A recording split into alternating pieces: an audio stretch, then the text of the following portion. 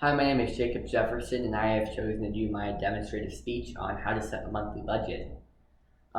Everyone's budget is going to be different, depends on background and how you were raised and what your priorities are in life. But this is just how I set mine, and this is how I would recommend people would set theirs. I've done some studies with Dave Ramsey and other people like that who are really good at knowing how to set your budgets and um, help make sure you live a good life without having to worry a lot about financial stability. I know that God has a plan for everyone, and they're gonna struggle in their own way. But this is just the way I'd recommend of trying to take the high road. So the first way to really understand how to do your budget is to establishing your money personality. Now, I would say there's two categories and two subcategories of knowing that. The first category, I would say, are spenders. Now, there's two types of spenders. I would say that there's wasters and that there's opportunists.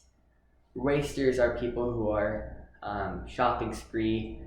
They want to go out and spend their money just as they get it in. I mean, they get their money and they already have spent it almost. They're maxing out credit cards. They're taking out more loans. They're just not really thinking about the future. They're living in the moment. Now, opportunists are pretty much the opposite. While they are still spending their money, they are focused on making it work for them in the future. They want to spend their money on investments and things that'll make them money. And it's a risky decision to make when you're deciding, oh, I want to invest my money.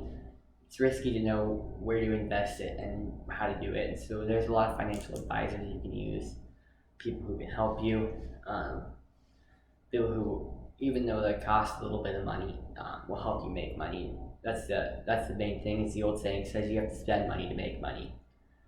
Now, the other type of category I'd say there are the savers. Now, there's two types of savers. There are hoarders and there are intelligent savers. Hoarders are people who they kind of fit into that category with the wasters for spender. They get their money, as soon as they get it, they're holding on to it. They're not letting go. They're not putting it anywhere that can make them money. They're not letting it out of their sight, out of their hands, out of their bank account. They just have it set, and they don't really have a place to work, but they have it.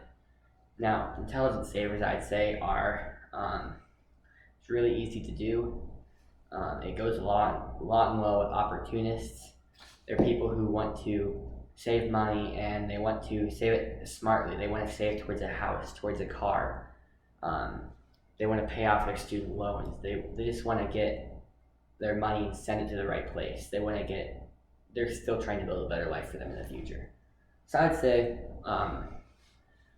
that those are the money personalities. Now, if you are a spender, it's not a problem. If you're like a waster, it just depends on your lifestyle and what you can do.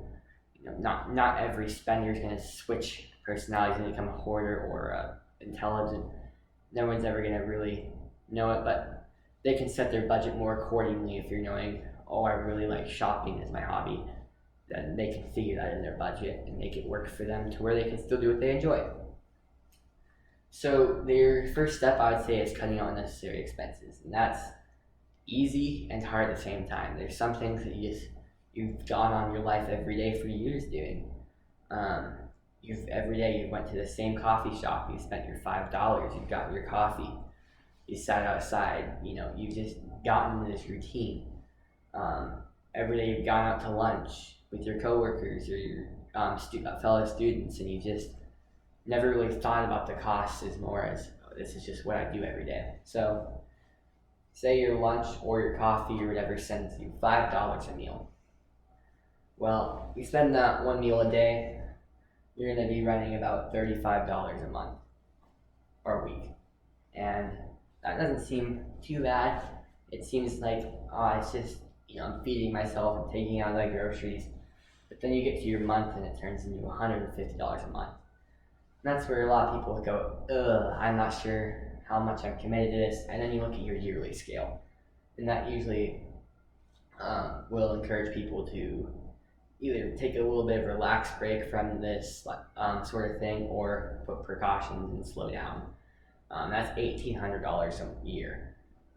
Well, for some of you, you might say, well, it's worth it. I don't mind spending the extra money to um, do it. Like I have the type of financial stability and lifestyle to be able to do that.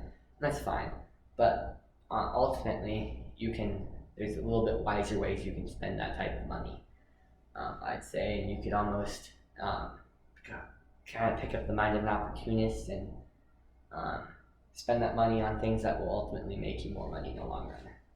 So once you know your personality and you cut out your expenses or you decide to hold on to them, either way, you calculate your monthly paycheck. Now, for me, living in Colorado as a student, I work part-time and full-time. But anyway, when I'm working full-time, I make about $3,000 a month. For me, at 17 years old, that's very good. I don't really have a lot of these payment things I have to worry about. So I'm able to save a lot of my money and make it, save a lot of money and able to spend some on investing. I'm able to do a lot of things that most kids my age wouldn't. But it does come down to this as well, is you have to worry about your car gas, your payment for gas and all that stuff. So I figured, while it's different for everybody, for me, altogether, it cost me about $500 a month to pay my car payments, my insurance, my gas, all of them together, just that much. And then that leaves us with about $2,500 for the rent, food, fun, and tithing. Now for me, I don't have to worry about rent, but I do have other things that cost almost that amount, making animal feed for my livestock, and vehicle parts, tools for my job. There's just all sorts of things that kind of eat up that $1,200 a month for rent. But I don't pay rent myself. I'm still 17 living at home. However, in Colorado, it's pretty expensive to own a house, to pay rent in anywhere. So an apartment is going to be about $1,200 a month. That's kind of the base model, lower quality, not great. But there's a lot of options with, you can rent a house and share it with people and still be paying around that $1,200 mark. So I figured that's a good number to stick out there. Next, you want to worry about your tithing. Tithing is usually about 10% of your paycheck. That's what lots of financial advisors have recommended, so I put $300.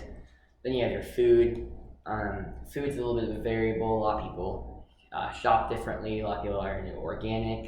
A lot of people are into not shopping at all, eating out. A lot of people are into just eating PB&Js and spending like 15 cents a meal. So I figured a solid number, averaging everything out, would be $300. And then you can never really have a budget unless you spend money to have fun. You gotta do something you like. You gotta have a good time with your friends, or go camping, or just do something that'll make you happy. So I figured $100 a month on fun is a good number to throw out, and then you have your last $600 for savings, paying your emergency fund. You can invest that money, have that make you even more money in the future. Or you can just keep on to it. You not intelligently save, $600 a month. If you're saving towards a down payment on a house, you could pretty quickly, in just a few years, have enough to put a down payment on a pretty decent house. Especially for me at 17. I mean, I could be having a down payment on my house and ready to buy by the time I'm 20, 21 at just this rate alone. So that's how I would set up a budget. A lot of people are going to do it differently. A lot of people are going to change numbers around and fit for your area, but it's just Colorado. That's how it's set up here. That's how I've been told it's the best way to set it up. Thank you.